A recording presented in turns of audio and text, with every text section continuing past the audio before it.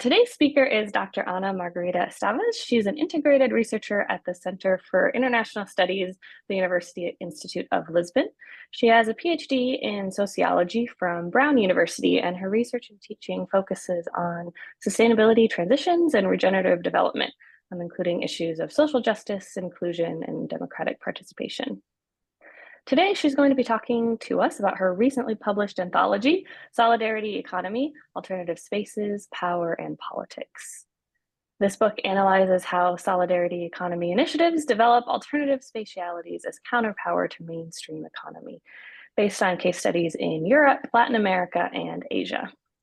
It elaborates on how different scales of solidarity economy-based alternative spaces result from an interface among structural factors, institutional regimes, and forms of collective action that mobilize narratives of change, collective identities, and non-capitalist economic practices. So thank you again for being here, and join me in welcoming Dr. Esteves for us today. I will hand over the floor to you, and you should be able to share your screen as well. Great. Thank you so much, Becca. It's, yeah, like I said, it's a pleasure to be here. Hold on, I'm just going to share my screen. Can you see it? Yes, we see your whole PowerPoint. It's not in presenter mode, if that matters for you. Okay, it's not in presenter mode. Is it okay if it's if I present it like this? Because it's easier for me to pass from one slide to another. So yes, I hope it's okay for you. I know it's not in mode, you can see like the whole framing of PowerPoint, but it's easier for me to go back and forth between one slide and another. Okay, I see that we have a few people here. We have 15 participants. Well, maybe we don't have time for introductions. Maybe we can have it afterwards during the Q&A. Becca, could you tell me how long do I have to make my presentation? We have until 4:15 total. We do need to end a little bit early today. So that includes presentation and Q&A. And there are also folks live in a room, and that Stephanie Hansen box is a few people who are in our academic building as well. Okay. So, and what time is it in Delaware right now? Oh, sorry. Yes, apologies. It is 3:06. It's 3:06. So we still have some time. Okay, so it's already 6 minutes past 8 p.m. here in Lisbon. Okay, so welcome everyone. So this is, I'm showing you here the artwork of the cover of our book. This book is edited by myself and by 3 other colleagues, Tom Henfrey, who's an independent scholar originally from the United Kingdom, but now based in Portugal. Luciane Lucas dos Santos, who's originally based in Brazil, who's originally from Brazil, but she's now based at the Center for Social Studies in Coimbra, Portugal. This is an independent research center, but that has an affiliation to the University of Coimbra, which is the second oldest university in Europe after Bologna in Italy. And Luciane specialized in issues of intersectionality in non-capitalist economies, while Tom Henfrey, as an anthropologist, specializes on issues of worldviews, specializes on how worldviews and epistemologies influences economic behavior and the creation of human settlements. And Leonardo Leal is from Brazil. He works in Salvador da Bahia, in northeastern Brazil, and he's a specialist in the interstitial relations that weave non-capitalist economies. He's currently finishing his PhD on alternative currencies and the connection between grassroots initiatives that promote alternative currencies and public policies for the sector.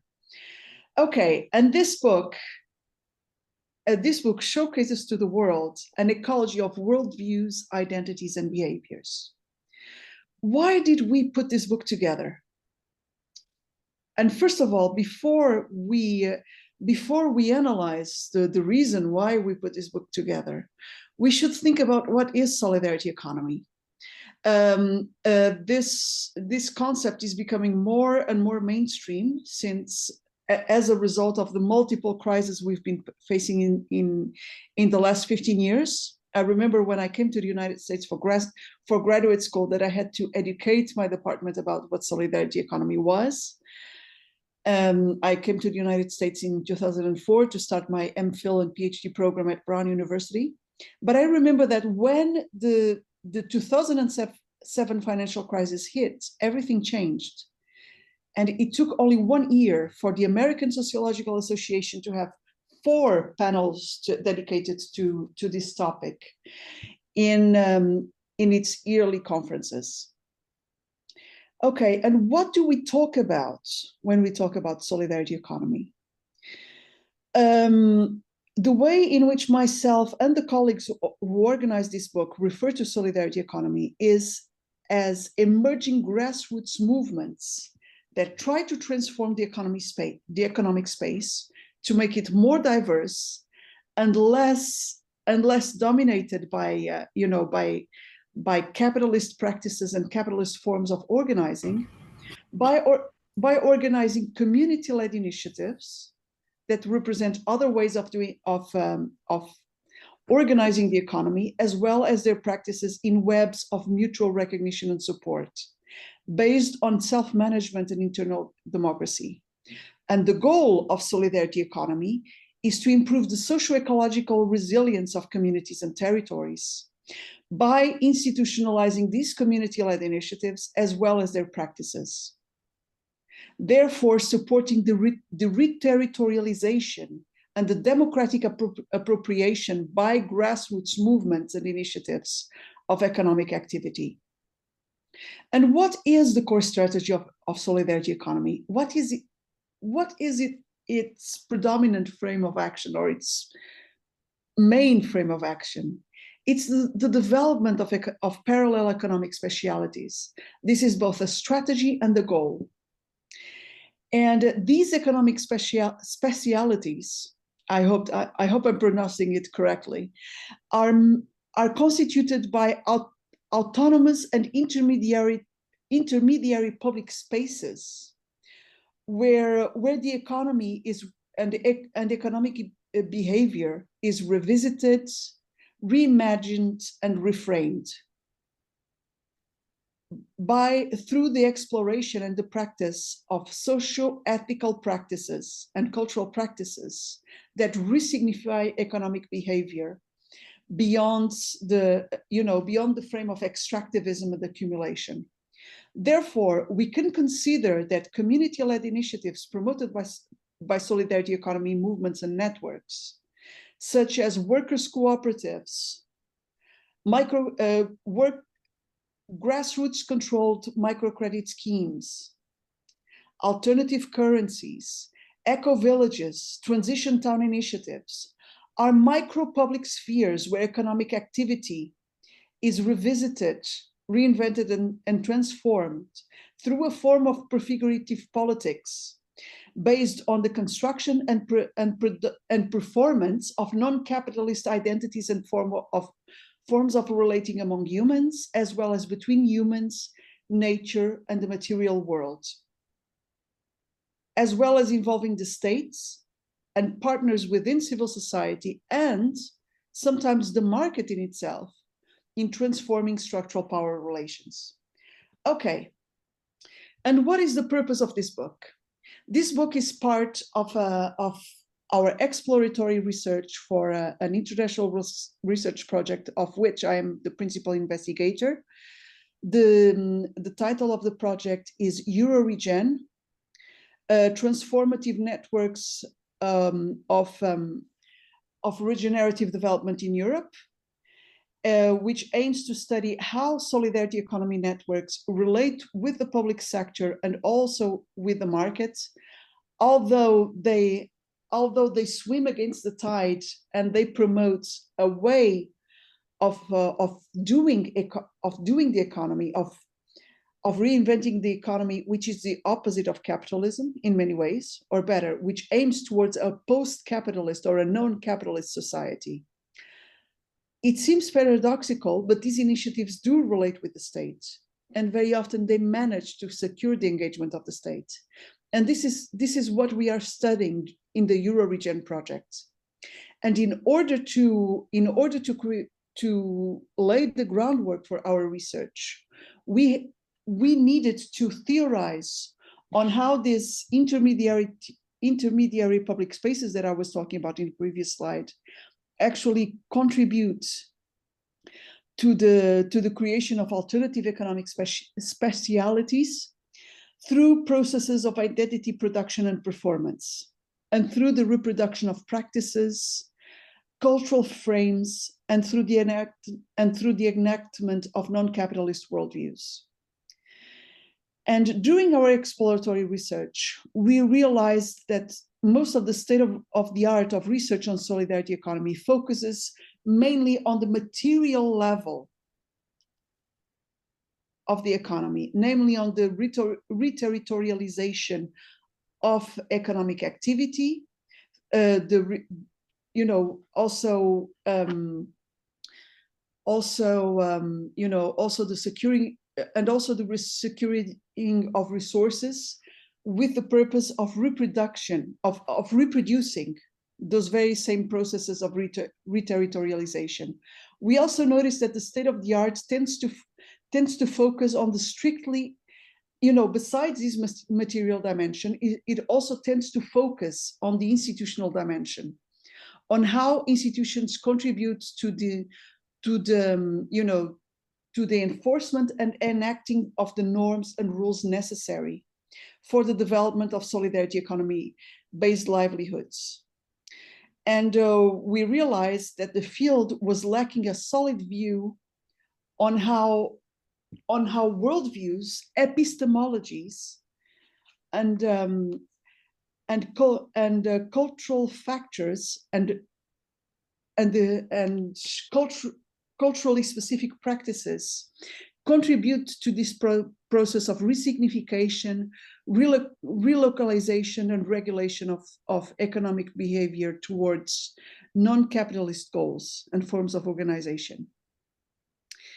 And this collection of essays, which are in this book, analyzes how alternative economic specialities result from the way in just a moment, please.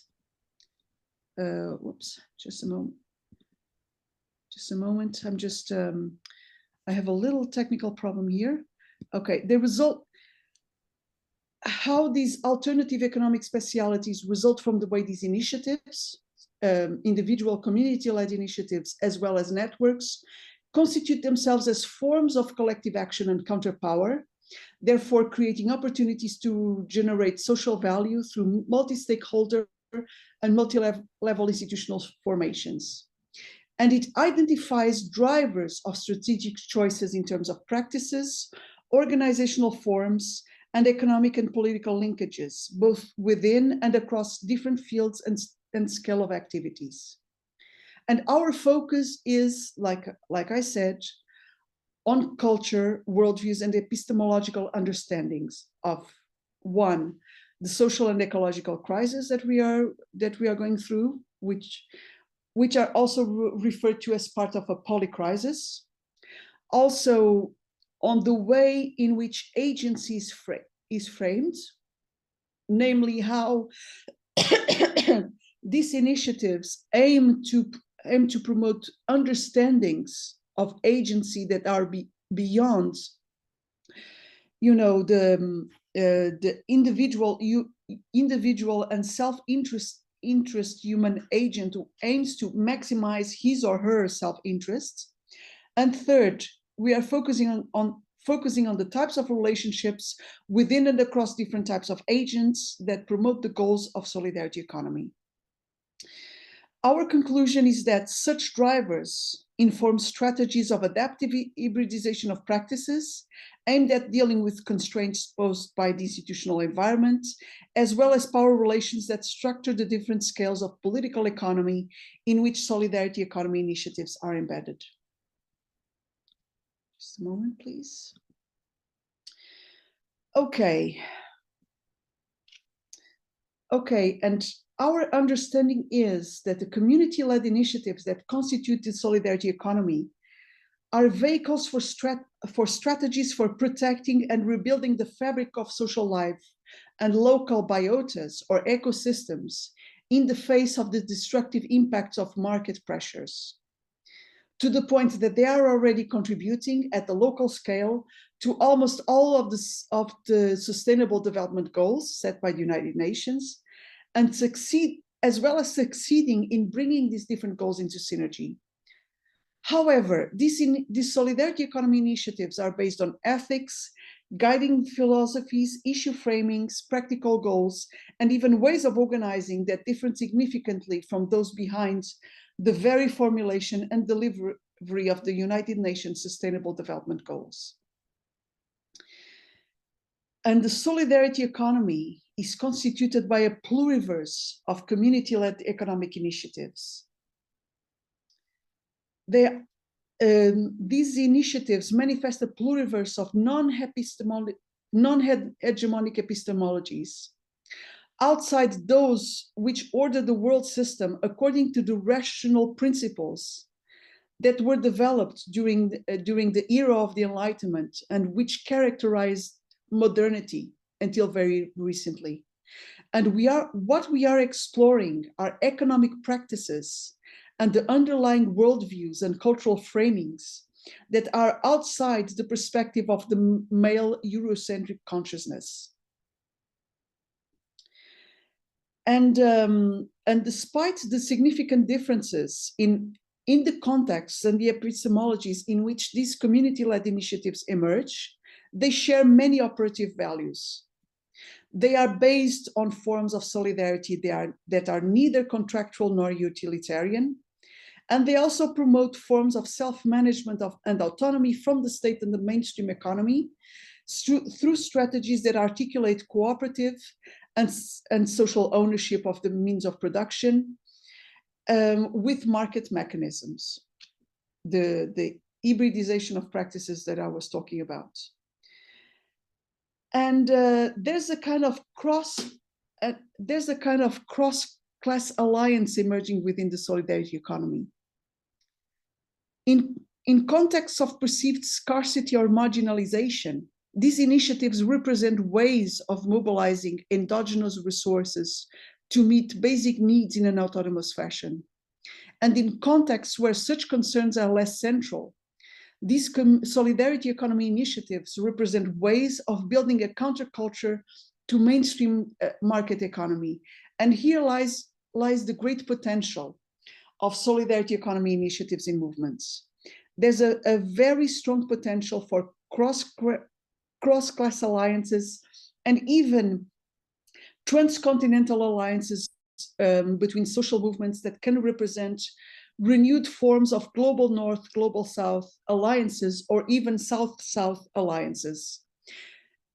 And they also have the potential to promote a learning from the part of movements and initiatives in the global North, from initiatives and movements in the global South. And I know that is already happening within the United States Solidarity Economy Network, of which I was part when I was in grad school and during my first postdoc in the United States. I know that they have been learning a lot from frames of action and also strategies of knowledge production and mobilization that were developed in Brazil, Argentina, and other Latin American countries, namely processes of mapping of solidarity economy initiatives. Okay, in this book, through the various case studies that we collected, we identified a set of epistemological drivers that support the construction of solidarity economy initiatives, networks, and movements. They have to do with culture, memory, and the framing of crisis. In chapter 3, Tom Henfrey frames solidarity economy as an ecology of mind. He builds the theoretical, the theoretical framing of this volume, and he shows how it encompasses a range of epistemologies and ontologies that reflect as well as help constitute local peculiarities of place. He shows the importance of locally and culturally placed epistemologies and practices. And according to Hainaut and Laville on chapter 1, These alternative epistemologies and ontologies support the development of solidarity economy through a range of processes of association, cooperation, and communication that are rooted in everyday life, which constantly emerge transversally to institutionalized spheres of experience and activity. Szymlesa, on chapter 6, based on case studies in Central and Eastern Europe, argues that such rootedness can even contribute to circumventing obstacles placed by institutions to solidarity economy posed by ideological misrepresentations of history, namely how in post-communist Eastern Europe, cooperative non-capitalist economic practices and structures were wrongly associated with the so-called real socialism and with authoritarian and with forms of authoritarian communism that were promoted by the Soviet Union and its satellite states during the Cold War. And Szymlesa also shows how grassroots movements in Central and Eastern Europe are deconstructing that public perception and allowing a reframing of what non-capitalist economies based on cooperative principles and on solidarity can look like, and how can they produce emancipation and even anti-authoritarian principles of organization and even policy making. Okay, we also explored the conception of agency in chapter 2, 4, 7, and 5 and 7, namely by exploring how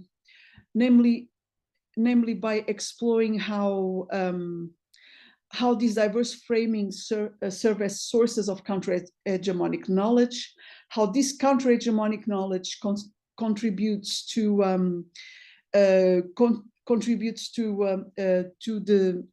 the development of ontologies of transformative agency, and even to allow solidarity economy initiatives to become a kind of laboratories for the diffusion of non-capitalist economic practices and political innovations in different territories.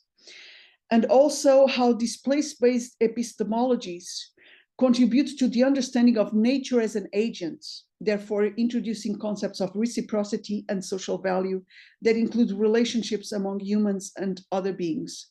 Luciana Lucas dos Santos, who is one of the co-editors of this volume and also the author of chapter 5, brings an intersectional perspective to the analysis by discussing how the social inequalities experienced by racialized women in Europe contributes to the development of alternative non-capitalist economic practices that not only contributes to their economic empowerment as racialized women, but also contributes to the promotion of strategies of urban regeneration that are more attuned with spatial democracy and representational justice. Chapter 8 also brings an intersectional approach by using a similar frame of analysis to a case study in a rural context in India, exploring how multiple dimensions of the discrimination experienced by lower caste farmers in India impact their practices of grassroots solidarity and collectivization. Okay, regarding how all these practices, and factors contribute to the hybridization of practices that allow these initiatives to impact mainstream institutions and also the market. On chapter 9, Abad, Acedo, and Gross, based on 3 case studies in Spain, argue that the economic sustainability and the productive interaction with public institutions depends on the development of practices that combine transformative elements with traits from incumbent institutional regimes. And they show how this can be possible without isomorphism, without compromising the core the core values and the core goals of these initiatives. And they show how these case studies manage to do this kind of hybridization by balancing ideological coherence with reaching out to broader publics and engaging broader cross-class publics as clients and also as political supporters. Ruth Munoz on chapter 12 claims that the hybridization of practices by solidarity economy initiatives is also made possible by their embeddedness in social spaces that are not colonized by capitalist social reproduction, namely feminist spaces and also indigenous-led spaces. Chapter 10 explores the role of popular education pedagogies inspired by liberation theology and Freirean methods in the development of spaces that are relatively autonomous and decolonized by supporting non-hegemonic interpretations of changing economic contexts, both at the local level and also beyond, namely through a critical approach to structural adjustment policies and also through critical approaches to the analysis of the world economic system and globalization processes. Leonardo Leal, who's also a co-editor of this volume, argues that practices of self-management and collective governance promoted by solidarity finance, namely alternative currencies, support marginalized territories and populations, not only by providing a safeguard against financial exclusion, but also by encouraging the participation of members in municipal level public policy decision-making processes, as well as their implementation. Processes of participatory democracy that leads to the development of empowered political identities and also to democratic deepening.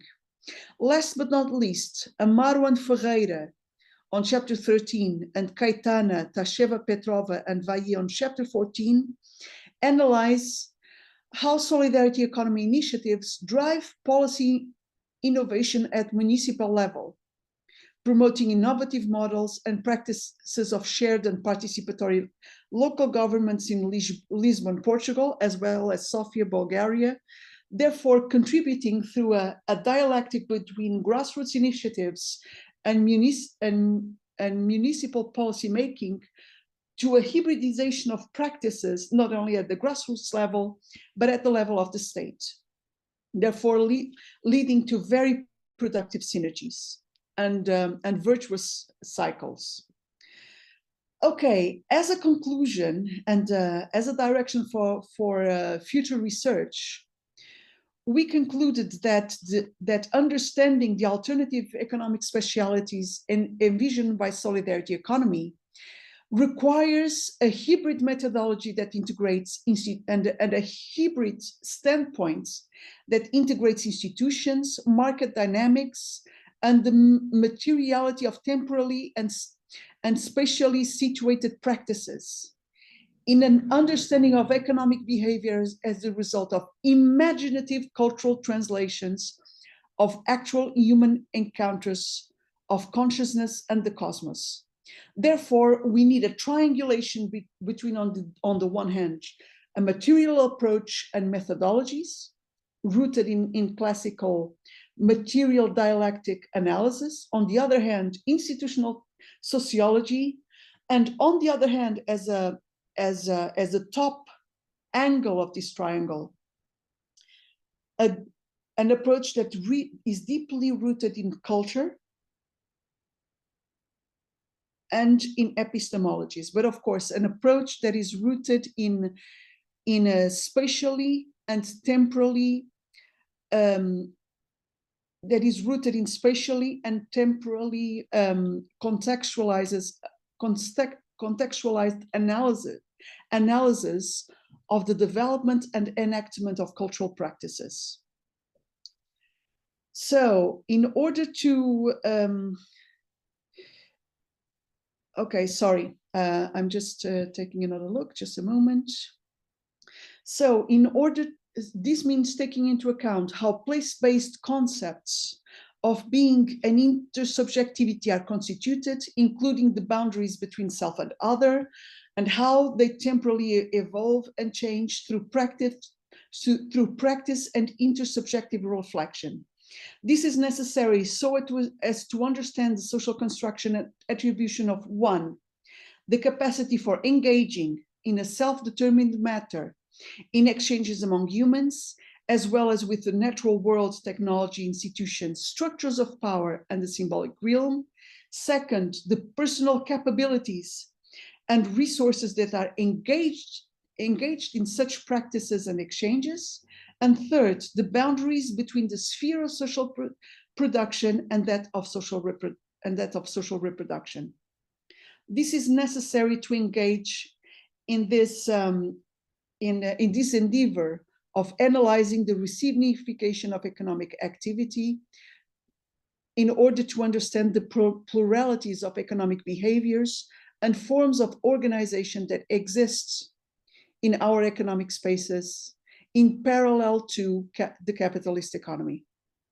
Thank you very much for listening, and thanks for understanding that I had to read some notes. My English is not my mother tongue. I work mainly in Portuguese nowadays. And I hope this was clear enough, and I very much look forward to your questions and feedback. Of course. Thank you so much for being here, and yeah, for that really engaging talk, and for spending your Friday night with us as well, calling in from Portugal. You're very welcome. I want to open the floor up for questions, both from Zoom and anyone in Pearson. I will monitor the chat, but we have plenty of time for folks to continue to ask questions about this important work. You can ask questions about specific case studies, any of the chapters that were presented here, as well as thinking about ways to move forward in understanding our economic spaces. So I will open the floor.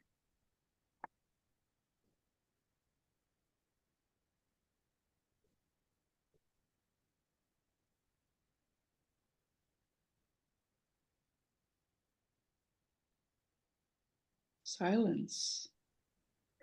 Well, while folks are thinking, perhaps can I ask you to go a little bit more in depth? I know you have a chapter looking at case studies, I think around counterpower, if I understand correctly, Yes, from indeed. little I've been able to see about the book. Would you be able to dive a little bit more in depth into those case studies and give us a little context to that? Okay, I guess you are referring to chapter 4, which I wrote, right? Yes, exactly. Okay. Just a moment, let me get back to it. I wrote it a while ago, and it takes a while between the moment in which you write the manuscript of the book and the moment in which it is actually published. That is based on research I did between 2015 and 2017. It was part of my postdoctoral research. I analyzed 3 case studies. One of them is an eco-village in Portugal, in southern Portugal. The name of the eco-village is Tamera. It was created by an intentional community that originated from Central Europe, namely people that came from Germany, from Austria, and from Switzerland. In the late 1970s, they got together in the Black Forests and they developed a social cultural experiment aimed at exploring ways of living together in a post-capitalist and post-patriarchal way. That's one of the case studies. Another is a solidarity economy based alternative commercialization network in Brazil titled Esperança com Esperança, which was developed by grassroots movements connected with liberation theology and led by progressive sectors of the Catholic Church, namely activist members of the clergy. And the leader of this project is a woman, Sister Lourdes Dill, who nowadays lives in northeastern Brazil, but she, an organization named Caritas, and a series of Franciscan monks helped organize small farmers, small urban small urban manufacturers who used to work in factories but were then but who then lost their jobs as a result of delocalization of industrial production. They organized them into networks of small manufacturing producers, and they also organized members of the landless workers movements, which you might have heard of. The third case study is an integral cooperative in Catalonia, Spain, Cooperativa Integral Catalana, which uses online platforms to connect non-capitalist producers across Catalonia. And their purpose was to create the basis for a completely autonomous economy that manages to cover the basic needs of participants, namely housing, health, education, even an alternative financial system which could secure savings and even social support in case of need. It's a quite fragile project. From what I heard, the project nowadays is much smaller than it used to be, and it has kind of descaled their goals. Nowadays, it's mainly an online platform that connects small producers through an online currency. And what I tried to and what I studied in the research that led to this chapter, as well as other articles that I published on these case studies, is how they act as laboratories of alternative economic practices and how they mobilize larger publics for the diffusion of these practices. Tamera sees itself as a laboratory of sustainable human living for peace. It uses adult education. It engages a worldwide public, bringing them to Portugal, to their premises, to experiment on their way of living cooperatively between humans and nature, and also experimenting with technologies with technologies that function with post-carbon energy sources. Esperança com Esperança mobilizes the charisma of the Catholic Church, and also the influence that such charisma brings in terms of impacting public policies, even when the parties in power are more right-wing, in order to mobilize public funds and influence public policies in their favor.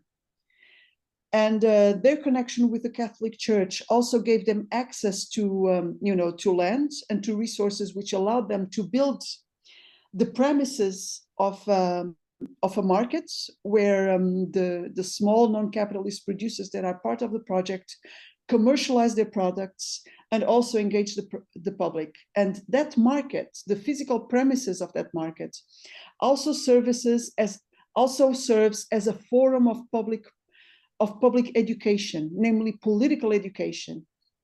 It's a place where the participants of the projects and the larger public engage in political debates. I was fortunate enough to be there during an electoral campaign, and many political debates took place during the time of the market. So people went there to do their shopping and also attend political debates and ask questions to politicians. It is also a place where many marches and protests in the city begin and end. So it's a kind of social center in the classical sense. It actually fulfills roles that in European cities like Barcelona and Amsterdam are generally carried out by squatted social centers. In Catalonia, at the Cooperativa Integral Catalana, what happens is that the Cooperativa Integral, the integral cooperative, promoted a grassroots-led model of management of a cryptocurrency, therefore democratizing it and promoting its ownership by its members. And that kind of grassroots ownership of a cryptocurrency contributed to the development of a kind of rhizome, of a network of very well connected economic initiatives across Catalonia. It's a very interesting network. However, it fell short from fulfilling its goal of covering basic human needs, because of the fact that most of the producers are either small agricultural producers, or they produce manufactured produce with or products with very low added value, like natural cosmetics, clothes, and so on. And that is, of course, not enough to cover all basic human needs. They tried to build a housing cooperative, but it didn't go well because of many reasons. You can read that in my other articles. Okay, but anyway, the fact that that initiative exists and has survived for more than 15 years, it's a sign that at least something is going on well. I hope I was clear enough. Yeah, that was super interesting. Thanks for shedding some light on those examples. It's really, and sorry that really my English is far from perfect. No, not at all. No need to apologize. From the very understandable. United States. Thank you. What other questions? I will monitor the chat from anyone on Zoom. You can go ahead and unmute or put it in the chat, as well as anyone in Pearson.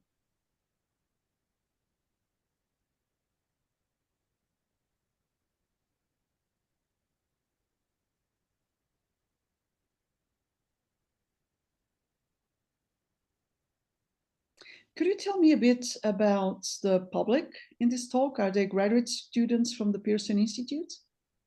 Yes, these are mostly graduate students. Y'all are being quiet behind your microphones, muted. There's a few faculty as well from the geography department.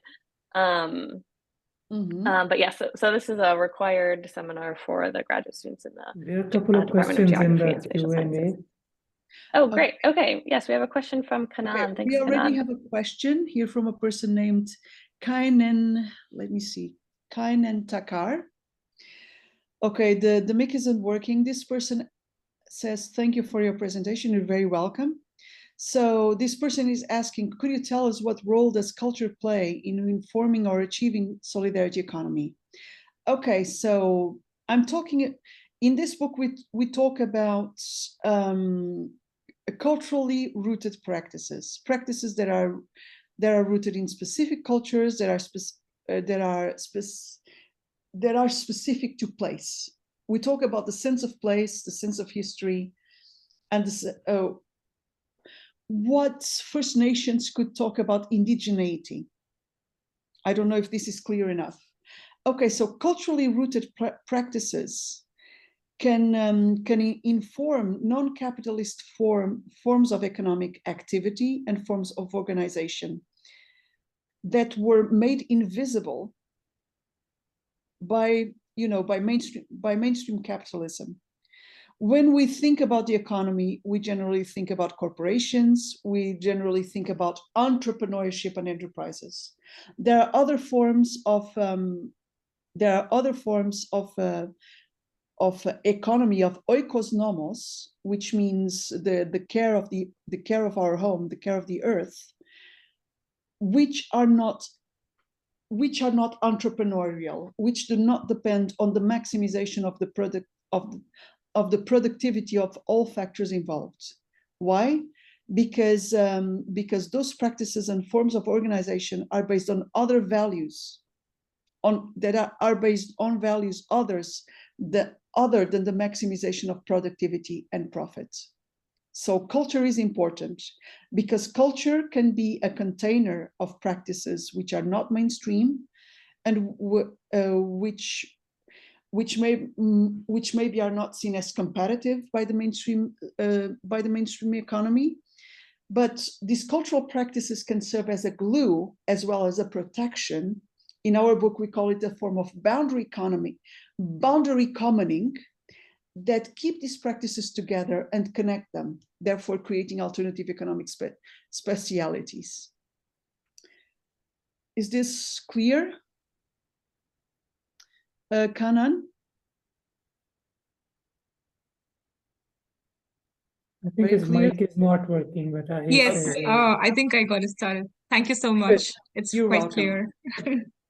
Okay, there's one other question. Yeah. Yes, by Kopo Oromeng.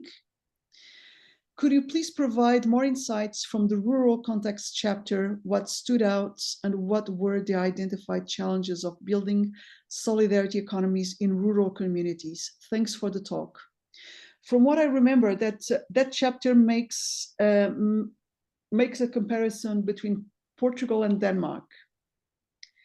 And the main challenges, which curiously are very similar to those which I found in Brazil, because the Esperança com a Esperança, okay, it works in a small city as well as in the rural and peri-urban areas around the city, in the metropolitan area of the city of Santa Maria. What the authors realized was that solidarity economy, rural practitioners in Denmark and Portugal have in common the fact of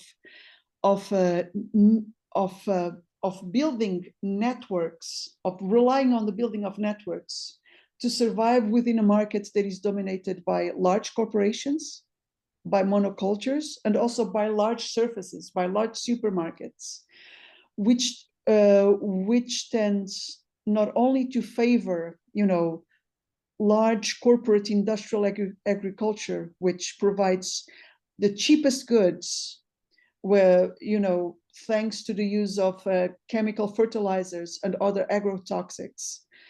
And they tend to provide those goods at prices which are that make it difficult for these non-capitalist producers to compete with.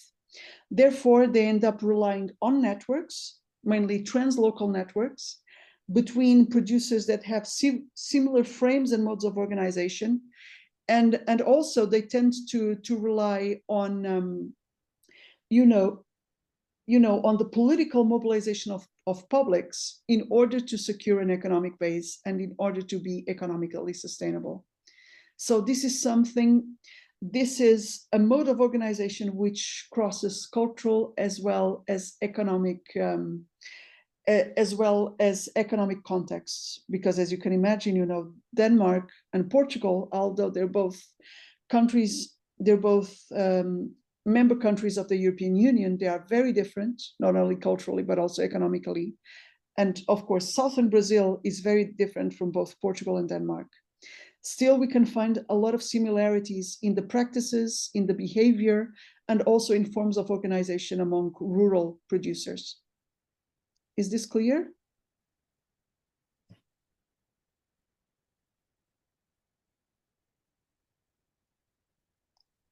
Yes, thank you.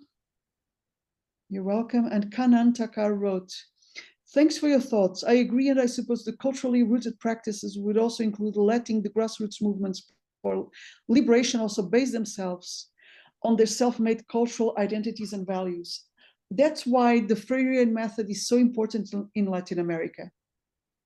And that's why even the US Solidarity Economy Network is learning a lot from the practices of Latin American movements, because the goal of the Freirean method and of other methods of grassroots education based on liberation theology is exactly to value and to give visibility, legitimacy, and institutional support to self-made cultural identities and values that were marginalized by the status quo.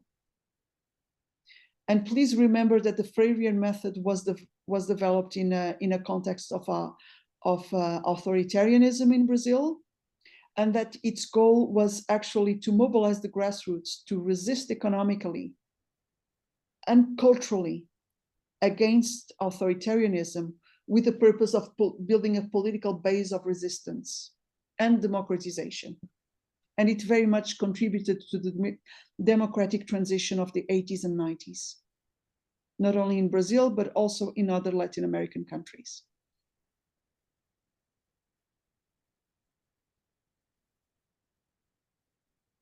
Thank you. You're welcome. Hello. Hello, Dr. Esteves. Thank you so much for your talk. Thank you for meeting with us at this late hour for you. I have a question about something you brought up. So you brought up how marginalized groups, particularly marginalized women, sort of have to have their own economic system outside of the main frame economy of wherever they're at. Yeah. Is that, and forgive me if you already answered this in more detail, but is that a barrier in economic equality when they're trying to have everyone on the same footing? Like, you know, everywhere, there's always going to be some sort of inequality for any number of reasons, particularly marginalized groups. When they are trying to get on the same footing as the main economy, do they have to sacrifice some of their identity in order to go with the flow of the main frame economy? Or are they able to maintain their own economy that they created, their own culture that they created, if they seek equality in their area? Okay. Does that make sense? Yes, it does make sense. And thanks for your question.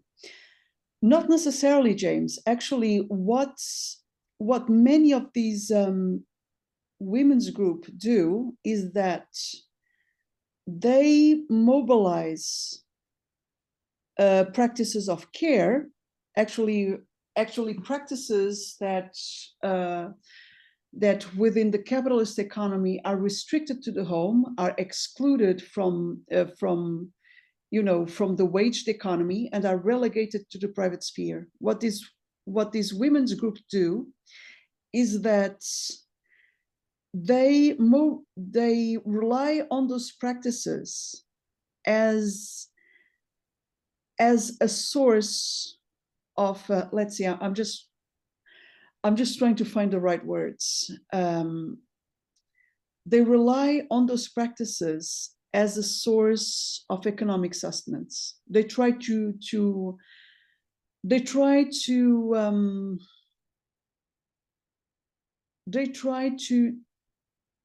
I don't know if to attach a price is the right word, but okay, imagine a group of women, especially racialized women, who in order to become economically empowered, they use the skills they developed within their families, within their communities, in care practices such as cooking, such as caring for children and elders, caring for each other, and they try to make that a profitable activity by creating workers' cooperatives. But they try to make that a profitable activity in a self-managed way, on their own terms, at their own rhythm, without having to behave like entrepreneurs within the capitalist economy, creating workers' cooperatives or producers' cooperatives in which they use and in which they profit from skills that are normally identified with the home, with care, with with a family, with kinship groups, and not with with the productive and instrumentally oriented practices of the capitalist economy. And they organize their work in a way that respects their schedule, that promotes a balance between working life and family life, that gives them enough flexibility to be active and caring members of their community, both within and outside the home. Thank you, because I've noticed that, at least from what I've seen, for America, post-COVID, we were online and we saw some job markets open up to alternative means of not living in a certain area, being able to work at home, having your own schedule, and that allowed more people who weren't a part of the main, considered white collar mainstream economy, be able to get jobs that they normally wouldn't be able to get, and also legitimize other jobs that were often seen not with the same grandeur as being contributive to, mainstream, not to the economy. People were able to not pay for daycare. People were able to get jobs on the side that they wanted, as opposed to what they had to have. So my last question kind of is, did you see a shift post-COVID in areas that you didn't expect to see it? Or was it just no influence at all from what you have witnessed? Okay, the research on which this book is based was carried out pre-COVID, before COVID. So the results that we have in these chapters refer to, refer to the pre-COVID context. I'm sure that many things shifted. I know that some of these projects are struggling in the post-COVID period. Others are changing and are adapting adapting to a new context. So in that sense, I cannot answer your question. I understand. Thank you so much, thanks for everything else. Fascinating talk. Really piqued my interest in this area. So thank you. Great. I'm glad that it did.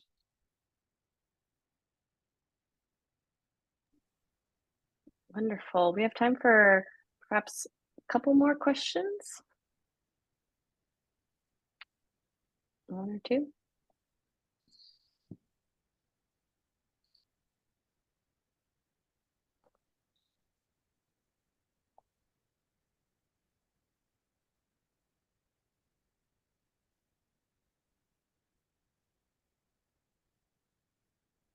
I'll ask one more before we go, and if anyone wants to put a final one in the chat, they can. You had mentioned one of your cases was on a web-based or internet system, and I'm wondering how you see, if you see that type of system based on the internet growing, any of the repercussions of its growth, or why it's not growing. If you could speak a little bit more to that type of connection. Okay, from what I perceive, it is growing, and it's becoming increasingly more common for these initiatives to use online platforms to organize and also to find, production partners, to find clients, and to spread the word. Yes, it's becoming increasingly more common, and from what I perceive, there's a growing tendency for appropriating online platforms in a way that is democratic and aligned with the values of solidarity economy. And there is a great potential in this appropriation. I think that in networks that have already accumulated a lot of experience in democratic management and in the grassroots appropriation of social technologies, there is a lot of potential for the appropriation of online platforms in a way that reinforces that democracy and that democratizes this instrument, therefore preventing what Juliet Beale from Boston College found out in her research, in which the use of online platforms led to a kind of elitization of the use of the so-called sharing economy, leading to situations like we see nowadays in